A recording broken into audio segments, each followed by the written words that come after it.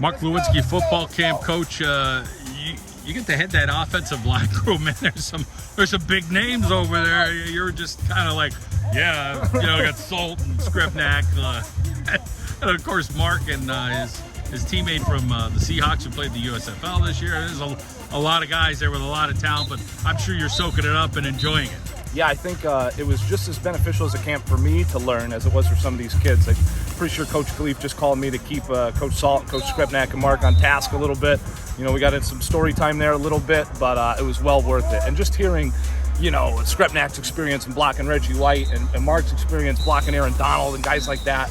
And, I hope these kids really understand what kind of treatment they're getting and the resources that they have in front of them. Coach Sicoli talking a little bit of, hey, listen, this is really like basketball. Mm-hmm. You let those D linemen make that move first. Some good, insightful stuff and different levels. And Coach Sicoli's like, listen, he said, those guys are old school, but what's old is new and new is old. Like there's a lot of the same, even though a little bit of crinkle in it.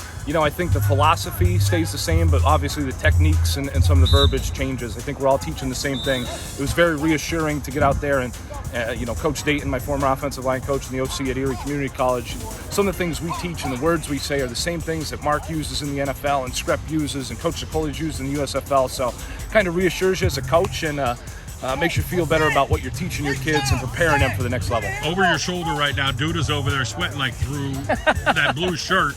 He was sweating before he started going, but now he's all in on that defensive line. And just listening to him, you get to see it and hear it every day. A little bit probably like a father figure in that regard. But talk a little bit about what it's like to be at a camp with him and then to coach with him on a regular basis. I thought he rode his bike here from Scranton because I showed up and his shirt was drenched, but he was really just coaching up his coaching staff beforehand.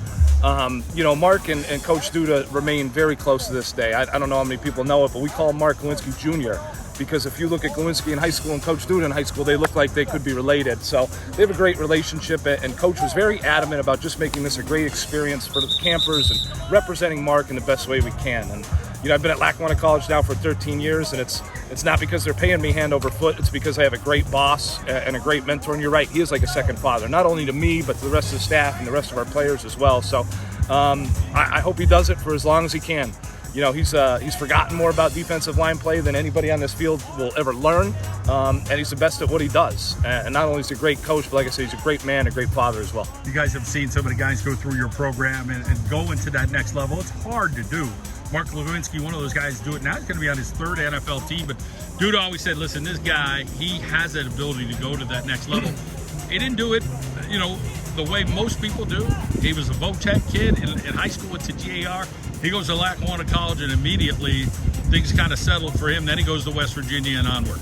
I'll never forget when we first got Mark. I coached against Mark when I coached at Nanticoke High School, and Mark was a good high school football player. But if you would have told me when we were coaching against him in high school that he'd be a 10-year NFL pro, I don't think we would have saw it. But I remember distinctly at Lackawanna College, his first day of practice, he picked a fight with the biggest, baddest dude on the team, a 6'3", 360-pounder who played for University of Miami at nose tackle, and Mark kind of showed what he was about that day. And I think what really translated with Mark is I've never seen, even to this day, with Jaquan Brisker and Kevin White and those 7 guys in the NFL now, I haven't seen another young man take the individual skills that he's taught in an individual period and translate them to a live period like Mark did. Coach Duda would say, Mark, we need you to remove this defensive end of the sideline, and God willing, man, the next play, he'd put that defensive end on the sideline, and he translated those skills into games and live periods, and that's what's made him successful. And he's never stopped learning. If you listen to him today, he picked up a little bit of tidbits today from other coaches and other people, and I think that's why he's successful. That's why he's making the money he's making. That's why he's highly sought after. And, Coach Daboll wanted to shore up that offensive line, and his quarterback coach, Coach Tierney, who also played at Lackawanna College, wanted to make sure the quarterback was protected, and that's why you go out and get a Mark Lewinsky. Coach, great to catch up with you and see you today, and it's a great day here at the Mark Lewinsky football camp. Thanks, John. I appreciate it.